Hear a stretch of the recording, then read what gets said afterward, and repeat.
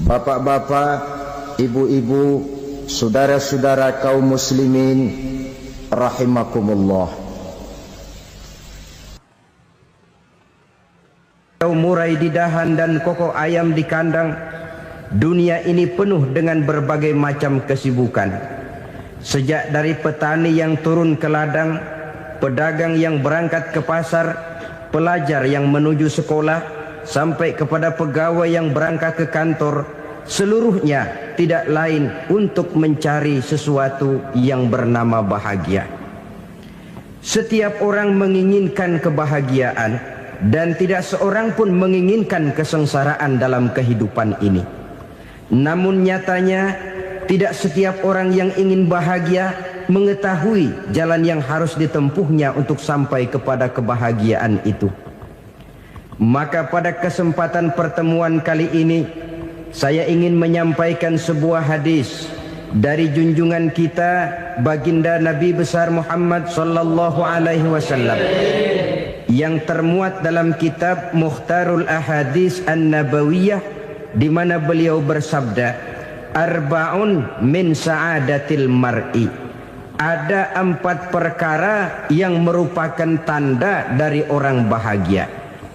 Saya mau tanya, di antara saudara-saudara yang hadir di sini, apa ada yang kepengen jadi orang sengsara? Ya. Seluruhnya tentu ingin mendapatkan kebahagiaan. Maka menurut resep dari Nabi kita, tanda orang bahagia itu 4. Jadi kalau saudara ingin bahagia, harus mempunyai 4 perkara ini.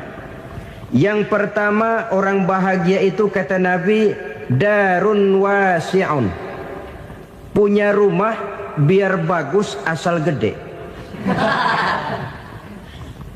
Enak ngaturnya, daripada sudah punya rumah kecil, adanya di pinggir kali, gubuk, kalau hujan bocor, miring lagi, kiamat. Loh, kalau gitu Islam materialis dong. Hadis ini boleh diartikan dengan makna hakiki, arti yang sebenarnya. Boleh diartikan dengan makna majazi, arti kiasan.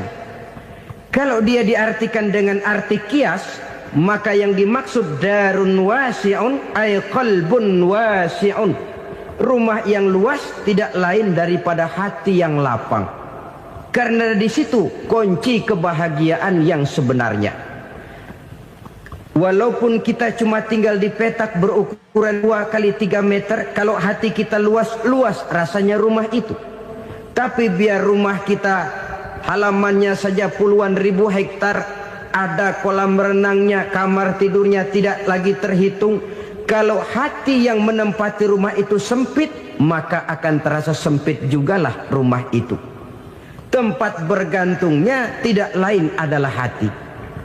Marilah kita mencoba melihat berbagai pandangan orang tentang bahagia ini. Ada orang menyangka bahwa bahagia itu kalau dia mendapatkan harta yang sebanyak-banyaknya. Siapa yang banyak harta, dialah raja. Apa yang dia mau, seluruhnya bisa dibeli. Keamanannya, dia bisa menyewa petugas. Seluruh fasilitas untuk menyenangkan kehidupannya bisa dibeli. Pendeknya, hartalah segala-galanya dalam kehidupan. Sampai ada pepatah mengatakan, innad darahima fil amakini kulliha taksur rijala mahabatan wa jalala. Sesungguhnya harta, dinar, dirham, uang di mana-mana selalu bikin hebat orang yang memilikinya. Coba lihat, orang yang punya duit sama yang enggak punya duit, jangan gaya hidupnya, gaya jalannya aja lain. Wahia lisanun liman arada fasahatan, wahia silahun liman arada qitala.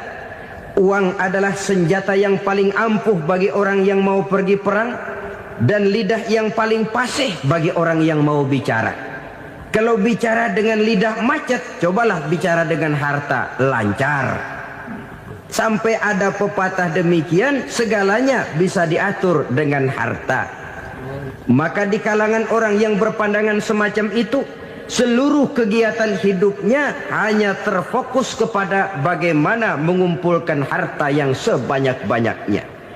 Tidak peduli halal haram, tidak kenal sore pagi siang dan malam, tidak sempat sujud, jauh dari agama, jauh dari kehidupan yang bersifat ruhaniyah, jauh dari Allah dan sebagainya. Sampai dalam Al-Quran dikelompokkan dalam kelompok yang dinamakan lumazah. Allazi jama'a malahu wa 'addadah yahsabu anna malahu akhladah. Mereka mengumpul-ngumpulkan harta sebanyak-banyaknya dan menyangka bahwa harta yang banyak itu dapat mengekalkan hidupnya, mengekalkan kekayaannya, mengekalkan kebahagiaannya. Saudara hadirin yang berbahagia, kalau pandangan hidup ini benar, artinya kalau harta memang merupakan satu-satunya hal yang dapat membuat orang bahagia, tentu di rumah mewah tidak akan pernah ada tangis derita. Tentu di satu tempat di mana fasilitas hidup serba menunjang tidak ada yang namanya penderitaan.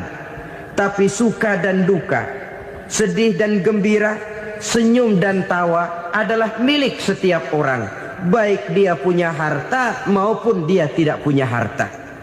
Nyatalah bahwa harta semata-mata bukan merupakan jaminan bahwa orang akan bahagia. Walaupun tanpa harta orang sulit untuk bahagia. Saya mau cerita, ada orang super kaya. Namanya Aristotle Onassis, Raja Tanker Yunani.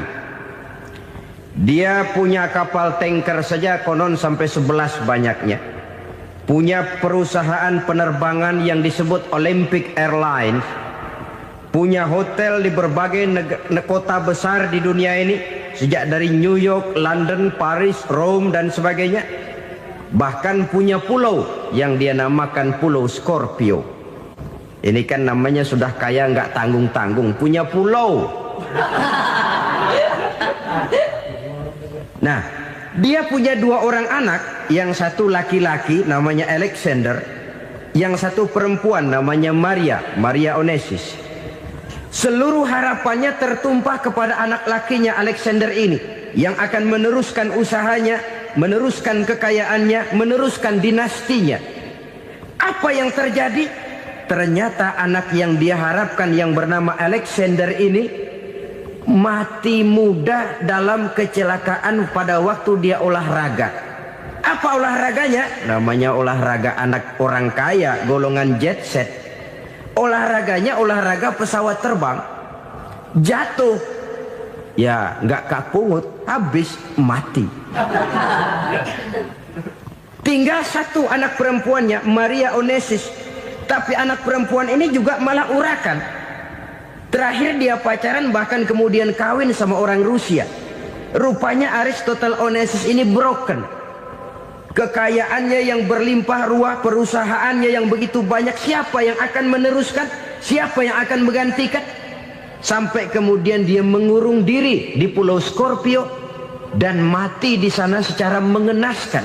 Seorang multi jutawan, seorang yang super kaya, mati menyendiri di pulau sepi. Ibarat kata pepatah, anak ayam mati di lumbung. Bukan kekurangan makanan, keurugan makanan. Begitu kehidupan Aristotle Onassis. Dan banyak orang-orang yang sudah demikian kaya sampai dibingungkan oleh kekayaannya sendiri. Telusurilah kehidupan David Rockefeller misalnya, Henry Ford misalnya, Adnan Khashoggi misalnya. Multi jutawan yang kadang-kadang dibuat keder oleh kekayaannya sendiri. Pantas ketika Imam Ali ditawarkan orang, "Ya Ali, kalau kepadamu disuruh pilih ilmu atau harta, kau pilih mana?" Ya jelas pilih ilmu dong. Kenapa? Pertama, ilmu kalau kita berikan kepada orang lain tambah. Tapi harta kalau kita berikan kepada orang lain kurang. Saudara punya uang 10.000, dibagi orang 5.000, jelas uang saudara berkurang. Tapi saudara punya ilmu diberikan kepada orang lain bisa, saudara pun makin mantap. Tidak lantas jadi bodoh karena ngajarin orang. Saudara bisa Fatihah lalu mengajarkan orang Fatihah. Orang bisa, saudara pun makin hafal. Tidak lantas setelah diajarin orang ilmunya hilang. Begitu datang dia minta orang, tolong ajarin saya Fatihah, udah habis, nggak ada.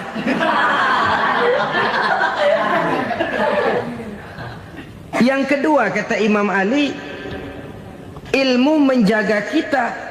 Kalau harta kita yang harus jaga. Makin banyak ilmu makin terpelihara diri seharusnya. Tetapi makin banyak harta makin bingung kita jaganya. Sampai kadang-kadang kalau perlu seluruh keliling rumah dipasangi alarm. Belum cukup disewakan anjing besar-besar, pasang di depan pintu, awas anjing galak. Masih belum cukup juga cari centeng tukang-tukang kepruk jaga rumah. Masih terasa belum aman padahal rumahnya dikelilingi tembok besar. Di balik tembok ada pintu-pintunya tebal. Di balik pintu itu terbuka masuk kamar, kamar pun ada pintunya, pintunya pun kuat. Masuk ke dalam kamar ada lemari, lemarinya pun pintunya kuat, dikunci, kuncinya pun kuat. Tapi terhadap seluruhnya yang timbul cuma sekedar was-was saja. Kesimpulannya sekali lagi, tanpa harta orang memang sulit untuk bahagia. Tapi harta semata-mata tidak merupakan jaminan orang akan bahagia. Dengan hati yang luas itu modal utama untuk mencapai kebahagiaan hidup. Orang yang hatinya luas, saudara-saudara, punya hati yang lapang, melihat kenyataan hidup ini, dia bersyukur senantiasa kepada Allah. Lantas tidak timbul hasud dan iri hatinya. Oleh karena itu jiwanya selalu lapang. Kalau tidak, cupik hati namanya.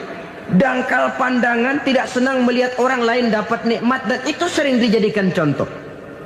Kalau orang yang lapang dada, dia lihat tetangganya beli TV baru, dia berkata, alhamdulillah ya, tetangga kita beli TV, mudah-mudahan kita bisa ikut nonton. Lapang dadanya. Tapi orang yang sempit hati, lihat tetangga beli televisi, meriang. Enggak diapa-apain, meriang. Besoknya dengar tetangga beli motor, makin sakit, ke rumah sakit. Lalu di rumah sakit dengar tetangganya beli mobil, mati. Disiksa oleh perasaannya sendiri. Orang kalau hati sudah sempit dalam hidup, kemanapun dia pergi, sempit rasanya medan kehidupannya. Kemudian kita melihat juga ada orang yang menilai bahwa bahagia itu katanya kalau punya kedudukan yang tinggi, pangkat yang agung, wibawa yang besar. Mungkin betul, tapi mungkin juga tidak. Bergantung kepada hati orang yang punya pangkat itu. Sama dengan harta tadi. Harta akan membawa bahagia kalau dia jatuh ke tangan orang yang berhati lapang. Tapi harta akan jadi bencana kalau jatuh ke tangan hati orang yang sempit. Pangkat akan membawa bahaya kalau jatuh di tangan hati orang yang sempit. Lebih dari itu, kenyataan mengajarkan kepada kita bahwa ternyata pangkat dan jabatan tidak selamanya memberikan kebahagiaan dalam kehidupan. Bahkan resikonya kelewat besar. Beberapa bukti kita bisa ambil dari para pemimpin dunia yang menjadi korban lantaran pangkat dan jabatan yang disandangnya. Saudara ingat Presiden Abraham Lincoln dan John Kennedy dari Amerika? Dibunuh orang. Park Chung-hee dari Korea Selatan, Ziaur Rahman dari Bangladesh, Anwar Sadat dari Mesir, terakhir Indira Gandhi dari India, menjadi korban dari pangkat dan jabatan yang disandangnya dari orang-orang yang tidak senang dia memegang jabatan itu. Dia akan mudah mengundang bencana. Sehingga pantas kalau seorang presiden terkemuka Amerika, Harry Truman namanya, dia mengatakan jabatan presiden itu, kata dia, seperti orang nunggang macan. Naik macan, Harus kita taiki, kalau enggak dia bakal nerekam kita. Ngeri katanya. Adapun orang yang hatinya lapang, kalau dia menerima pangkat dan jabatan, dianggapnya itu satu kesempatan untuk berbuat baik. Tapi orang yang berhati sempit, menerima pangkat dan jabatan, bukan kadang-kadang menerima, malah berusaha setengah mati mencapai dengan segala cara. Kalau perlu jilat atas, jilat atas. Jadi golongan sumuhun dawuh. Jadi kelompok kulon nuwun, yes sir, yang kerjanya cuma oke bos. Kalau perlu jilat atas, jilat atas. Kalau perlu injak yang bawah, injak yang bawah. Perlu sikut kiri kanan, sikut kiri kanan. Yang penting pangkat dapat, jabatan dapat. Orang yang semacam ini, kalau sudah mempunyai pangkat dan jabatan, biasanya dia tidak menganggap itu sebagai amanah, tidak menganggap sebagai kesempatan berbuat baik, tapi malah kesempatan untuk memperturutkan hawa nafsunya yang dilatar belakangi oleh kesempitan hatinya tadi. Apalagi kalau orang memperoleh pangkat karena banyak mengeluarkan uang. Seakan-akan pangkat dan jabatan itu sekarang macam proyek, pakai tender. Siapa yang berani bayar segini naik, nggak berani minggir.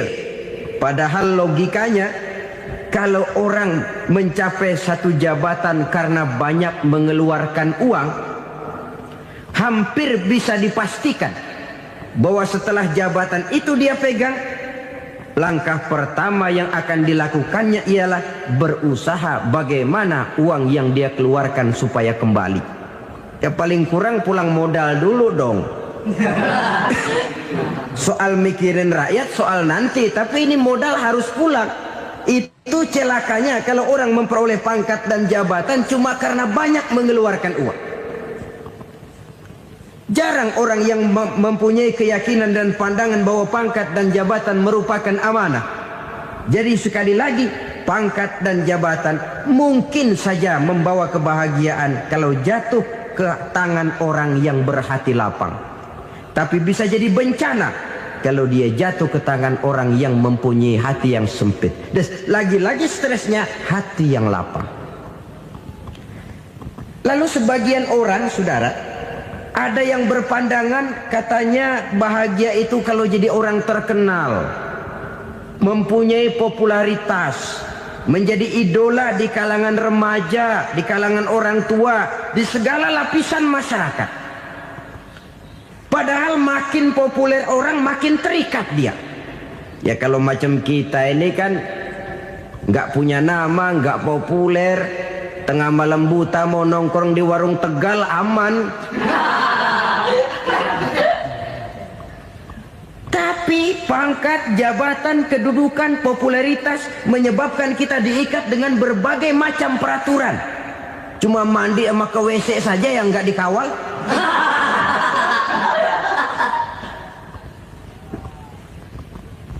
Benarkah popularitas, ketenaran membawa kebahagiaan? Mungkin. Ya, tapi mungkin juga tidak. Kenapa? Banyak orang-orang populer yang mengakhiri hidupnya secara tragis. Kita ambil beberapa nama. Di Amerika tahun 60-an ada bintang seksi paling terkenal yang dijuluki sex bomb. Bom seks. Sampai sekarang jadi legenda, namanya Marilyn Monroe. Singkatan dobelnya itu inisialnya MM, Marilyn Monroe. Terkenal top sampai dia mati tahun 62, namanya sekarang masih saja dibicarakan orang. Kenapa dia bunuh diri? Tidak punya hartakah dia? Banyak. Kurang populerkah dia? Seluruh dunia mengenalnya. Sejak rakyat kecil sampai pejabat tinggi dia punya hubungan. Kenapa? Jenuh. Dia terlahir dalam keadaan yatim. Setelah itu tidak lama dia berangkat remaja, ibunya meninggal. Pindah dari wanita asuh ke wanita asuh sampai 12 orang ibu angkatnya. Dan kekecewaan yang paling parah, setiap laki-laki yang dekat dengannya hanya seperti kapal berlabuh. Datang dan pergi silih berganti, padahal dia merindukan seseorang yang bisa melindungi hidupnya. Dia rindukan itu dan dia tidak pernah menemukan. Itu yang akhirnya menyebabkan dia minum pil tidur kelewat dosis, minum obat tidur kebanyakan, ya tidur terus sampai sekarang.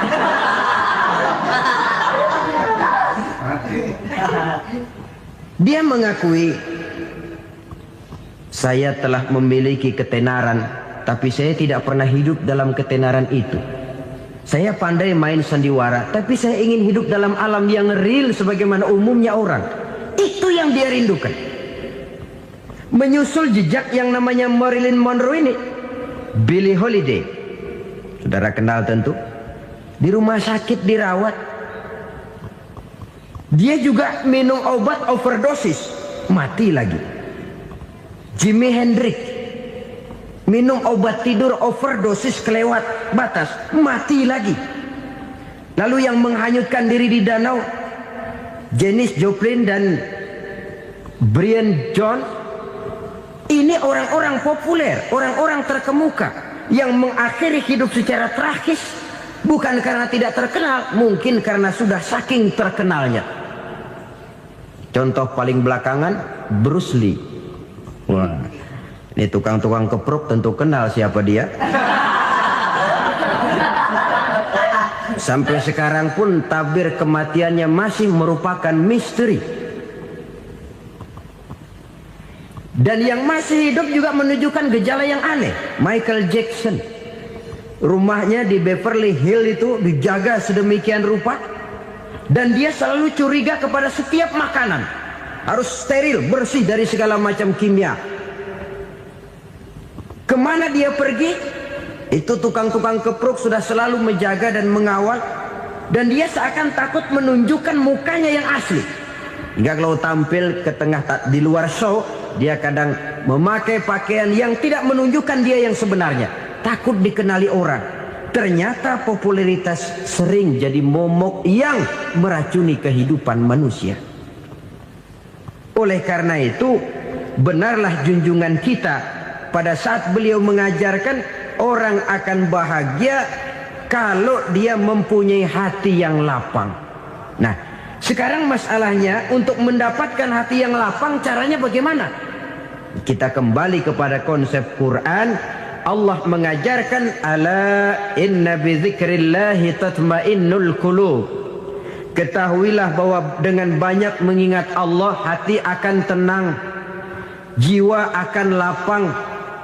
Dengan kata lain, dekat dengan agama, merasakan kehadiran Allah dekat dalam hidup, itu muara pertama untuk mencapai hati yang lapang. Ala inna bi dzikrillahi tatmainnul qulub. Jangan macam orang sekarang ingin mendapatkan ketenangan lalu tapak di puncak gunung, di gua-gua, di tempat sepi. Iyalah kalau nggak ada ular.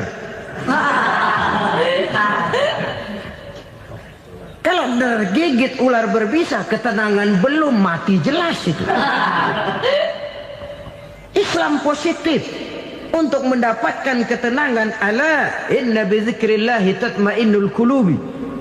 Bahwa ketahuilah bahwa dengan banyak mengingat Allah, hati akan tenang, jiwa akan lapang, nuansa pikiran akan luas. Karena yang namanya bahagia ada dimanapun manusia berada.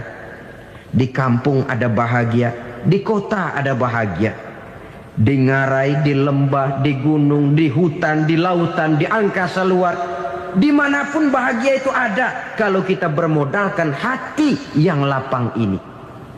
Dan hati akan lapang kalau kita dekat dengan agama. Dekat dengan harta buat sementara hati mungkin tenang, tapi ketenangan yang relatif dan temporer. Apalagi orang tiap kali tambah harta, tiap kali tambah rencana. Itu wajar. Mungkin sebelumnya saudara berpikir, kalau punya duit 5.000 enak nih. Begitu punya duit 5.000, aduh sayang kalau 10.000 aja. Tiap kali tambah harta, tiap kali lain rencana. Makin banyak rencana, makin menjauhkan kita dari yang namanya ketenangan. Padahal ketenangan merupakan unsur utama untuk mencapai bahagia. Dan ketenangan itu bermuara dalam hati manusia. Tengoklah kehidupan ini. Orang yang banyak harta dengan orang miskin, berbedakah rasa sakit yang mereka tanggungkan?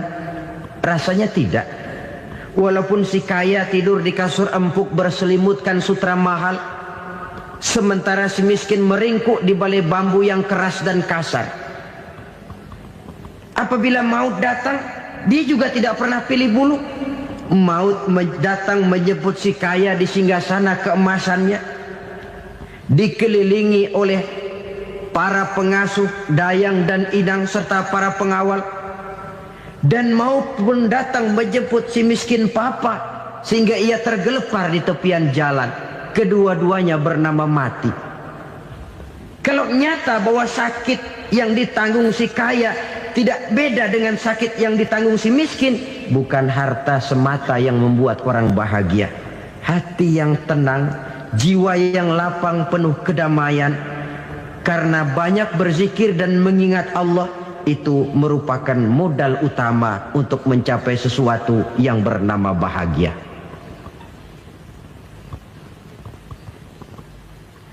Saudara hadirin yang saya hormati, inilah yang pertama dari 4 ciri yang digambarkan oleh Nabi tentang tanda-tanda orang bahagia. Dan harus berangkat dari yang pertama ini, hati yang lapang. Ini yang harus kita miliki lebih dahulu. Baru nanti akan menyusul kepada poin yang ketiga, kedua, dan selanjutnya. Sebab kalau hati sudah terisi dengan jiwa yang lapang, seluruh persoalan insya Allah akan bisa kita atasi dengan sebagaimana mestinya. Yang kedua sekarang, tanda orang bahagia menurut baginda Nabi, markabun syariah. Orang bahagia itu, kata beliau, punya kendaraan biar cepat asal lancar. Artinya kemana dia mau pergi mudah. Apa maksud hadis ini? Kalau kita kaji lebih dalam, kendaraan itu kan alat transportasi. Transportasi tidak lain adalah usaha memudahkan komunikasi.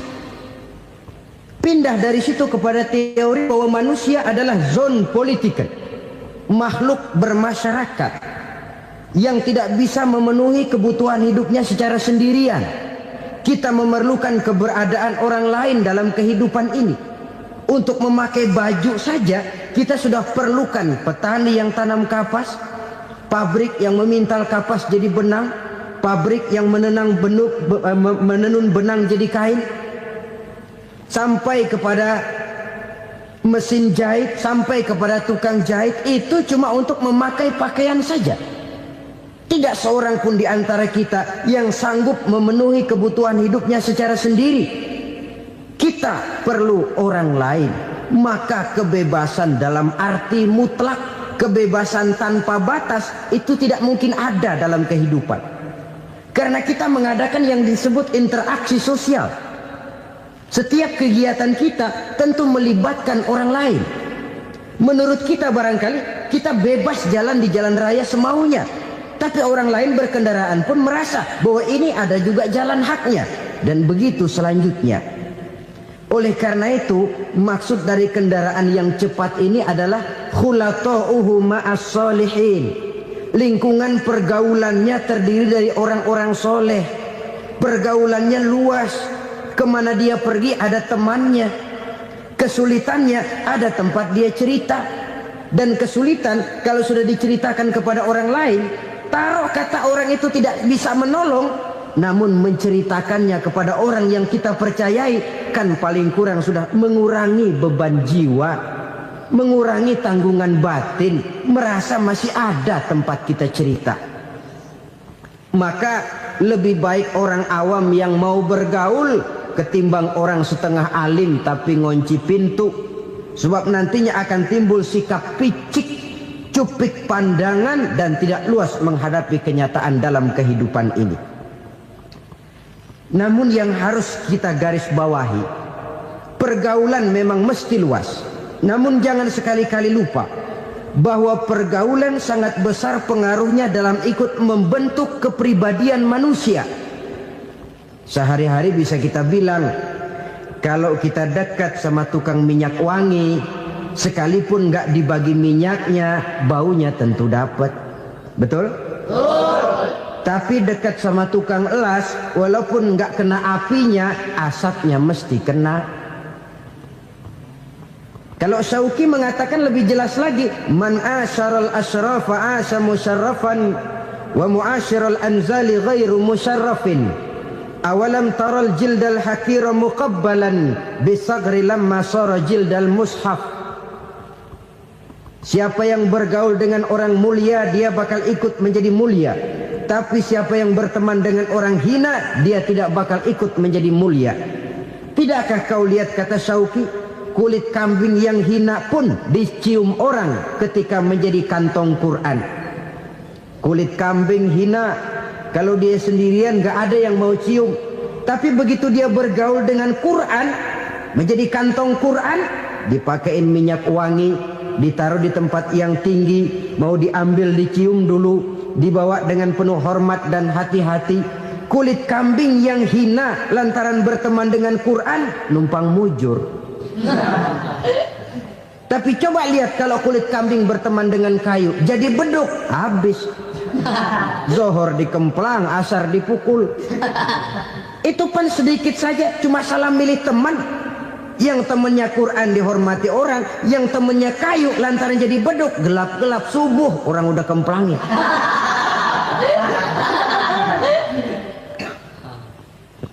Maka terutama kepada adik-adik remaja yang masih mencari identitas diri, yang ibarat kaset masih kaset kosong, mudah diisi oleh apapun, pandai-pandailah memilih teman dalam bergaul. Karena banyak orang yang tadinya baik-baik, ketika terseret dalam pergaulan dengan orang yang tidak baik, kebaikannya menjadi lentur dan luntur. Tapi berapa banyak bajingan-bajingan tengik, orang-orang yang berlumur noda dan dosa, tiap hari melakukan maksiat, namun bergaul dengan orang yang baik-baik, pada akhirnya sedikit demi sedikit beringsut dan berangsur dia terbiasa mengikuti kebaikan-kebaikan. Saya tekankan ini kepada remaja karena mereka masih mencari identitas diri. Apa yang mereka lihat mereka mau, apa yang mereka dengar mereka ingin tahu. Coba lihat kehidupan remaja. Pulang nonton film Rambo, pengen jadi Rambo, gagah, maunya melekai melulu. Pulang nonton film Superman, pengen bisa terbang. Pulang nonton India, nyanyi melulu. Wajar, mereka masih mencari identitas diri. Saya ini sebenarnya siapa? Lingkungan, pergaulan akan membentuk itu. Karena itu pandai-pandailah bergaul, karena ia sangat besar pengaruhnya dalam ikut membentuk kepribadian manusia. Apalagi sifat yang jelek lebih cepat menularnya ketimbang sifat yang baik. Sifat yang baik, watak yang soleh itu lambat sekali untuk menular. Tapi yang tidak baik, kan prosesnya mah kalau remaja biasanya mula-mula dengar. Karena dengar lalu pengen tahu. Karena pengen tahu lalu ngeliatin. Begitu ngeliatin kan pengen nyobain. Setelah nyobain ketagihan. Nah, ini prosesnya. Yang namanya ganja, morfin, narkotik, awalnya kan begitu. Mula-mula dengar, katanya kalau sudah fly to the sky, sudah melayang ke langit, katanya disitulah puncak kebahagiaan. Mulanya cuma dengar. Karena dengar pengen tahu. Karena pengen tahu lalu ngeliat, kumpul sama orang yang suka ngeganja. Setelah ngeliat, lah pengen ngerasain. Begitu ngerasain enak juga, ketagihan. Kalau sudah ketagihan jadi penyakit kronis, bisa merembet kepada yang lain. Iya, kalau orang tuanya mampu untuk beli morfin, beli ganja. Kalau tidak kan pikirannya ngayap, jemuran siapa ya gue sabet. Timbullah perbuatan-perbuatan negatif yang bermula dari salah pergaulan.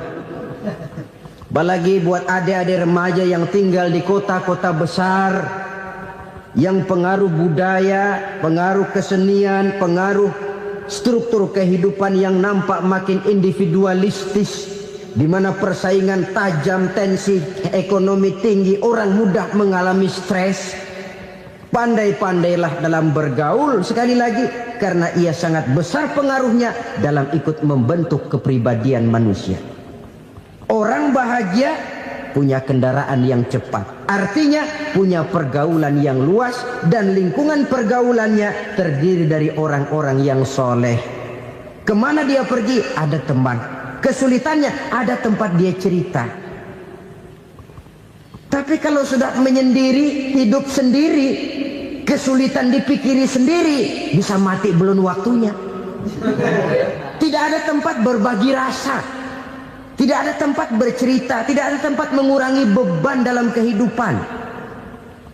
Pantas betul kalau Islam sangat menggalakkan dan menganjurkan orang kalau sudah sampai waktunya itu untuk melangsungkan nikah. Kata Nabi, ya ma'syaras syabab man istata'a minkumul ba'at falyatazawwaj. Hai para pemuda, kalau sudah mampu memberi nafkah, kawinlah, nikahlah kamu. Kenapa? Sudah ada teman hidup, tempat berbagi rasa.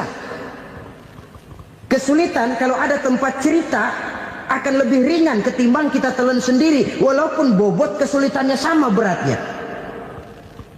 Saudara-saudara kaum muslimin rahimakumullah, inilah ciri yang kedua, punya kendaraan biar cepat asal lancar. Kemana kita mau pergi gampang. Dengan kata lain, setelah hati yang luas, pergaulan yang luas. Dua. Yang ketiga sekarang, tanda orang bahagia itu menurut Nabi, misbahun mudhi'un, punya lampu yang terang. Oh, itu enggak problem. Sekarang sudah zamannya listrik masuk desa, Pak. Lampu sudah terang semua. Betul, kalau itu yang dimaksud. Tapi tidak cuma itu. Karena lampu yang dimaksud di sini, lampu yang akan menerangi seluruh perjalanan hidup. Dan perjalanan hidup itu sudah dimulai sejak kita terlahir ke alam ini, sampai masuk ke alam barzah, kumpul di padang mahsyar, sampai ke akhirat. Lampu yang menerangi itu yang diperlukan. Kalau lampu, katakanlah yang paling top sekarang kan lampu jenis Mercury. Taruhlah itu di rumah kita, dia cuma menerangi rumah kita, menerangi hati pun tidak sanggup. Bila kita masuk ke alam barzah, alam kubur, sanggupkah si Mercury yang begitu terang menerangi alam barzah kita? Tidak sanggup lagi. Sanggupkah lampu yang ratusan watt, bahkan puluhan ribu watt menerangi kehidupan di padang mahsyar? Tidak akan sanggup lagi. Kalau demikian, yang dimaksud lampu yang terang di sini apa? Tidak lain amal soleh, kebajikan yang kita lakukan dalam hidup. Itu yang akan jadi lampu penerang. Di dunia nama kita akan terang. Jasad kita boleh hancur terkubur tanah, tapi nama kita akan dikenang orang.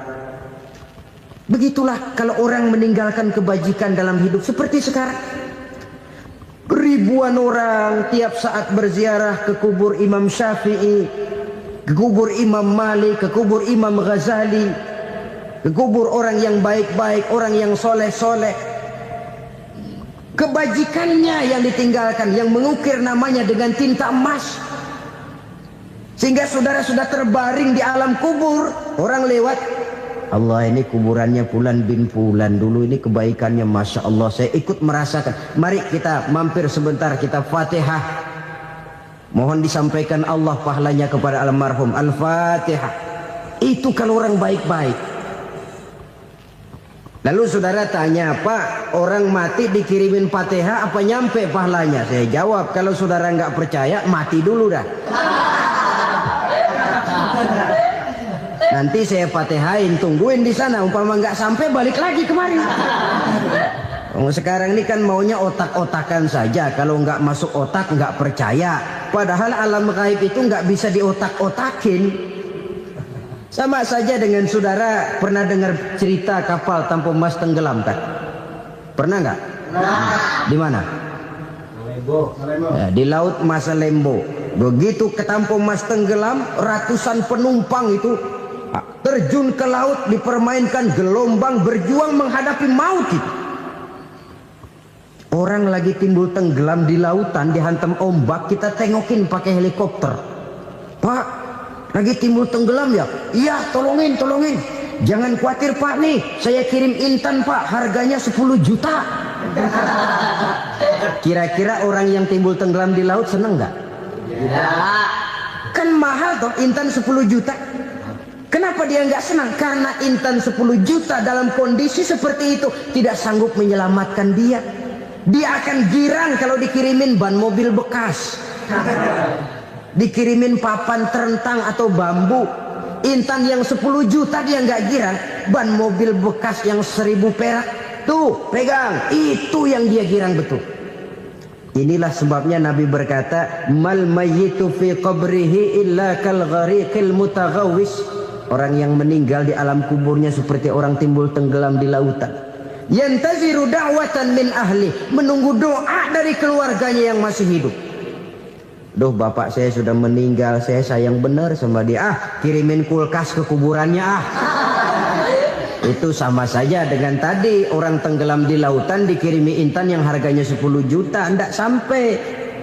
Begitulah kalau kebajikan yang kita tinggalkan dalam hidup, sudah mati pun kubur kita masih diziarahi orang.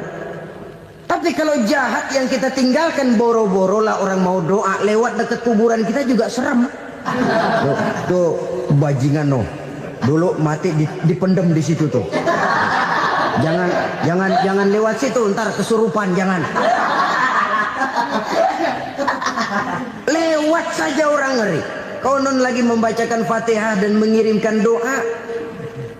Hidup pada hakikatnya adalah kesempatan untuk berbuat baik.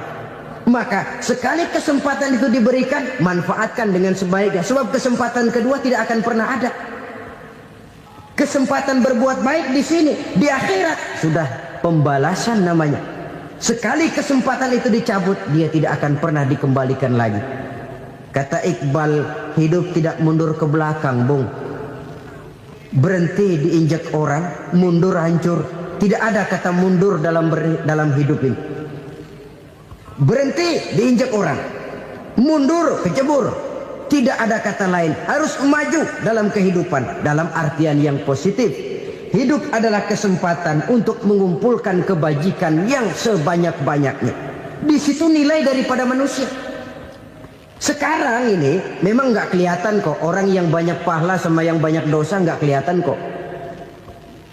Barangkali kalau habis bikin dosa palanya pada benjol, mungkin orang takut sama dosa. Tapi sekarang sama saja, orang yang banyak dosa dengan yang nggak banyak dosa jalan bareng dari belakang, sama, nggak kelihatan beda.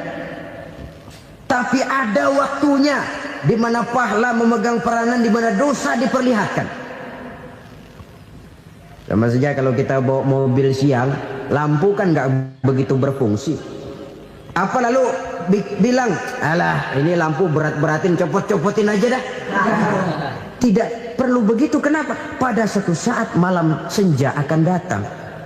Bila matahari terbenam, senja pun datang, gelap mulai merayap, disitulah baru terasa perlunya lampu. Pahala begitu. Sekarang orang yang nggak ada pahalanya nggak kelihatan dalam kehidupan. Tapi pada suatu saat senja kehidupan akan datang. Ajal merenggut nyawa, malam merayap, dan hidup mulai diliputi kegelapan di alam barzakh. Dikala itu kalau nggak punya lampu, alangkah malangnya kita. Sebab amal yang baik, kata Nabi, di alam barzakh itu akan diciptakan menjadi perempuan yang cantik menemani kita. Amal yang jahat akan menjadi orang yang paling jelek nemenin kita. Udah di tempat gelap yang nemenin jelek.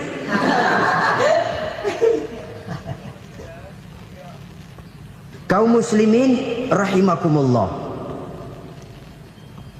Kalau demikian masalahnya, tergantunglah kita pandai memanfaatkan waktu. Al-waktu kasayf, waktu itu cepat sekali. Yang namanya waktu itu tahu-tahu. Tahu-tahu udah tahun 87. Tahu-tahu udah begitu. Tahu-tahu yang kemarin anak-anak, sekarang udah pada punya anak. Tahu-tahu saja itu. Begitu cepat waktu berlalu. Kalau tidaklah pandai kita memanfaatkannya, akan rugi kita. Nabi bersabda, "Man kana yaumuhu khairun min amsihi fahuwa rabih."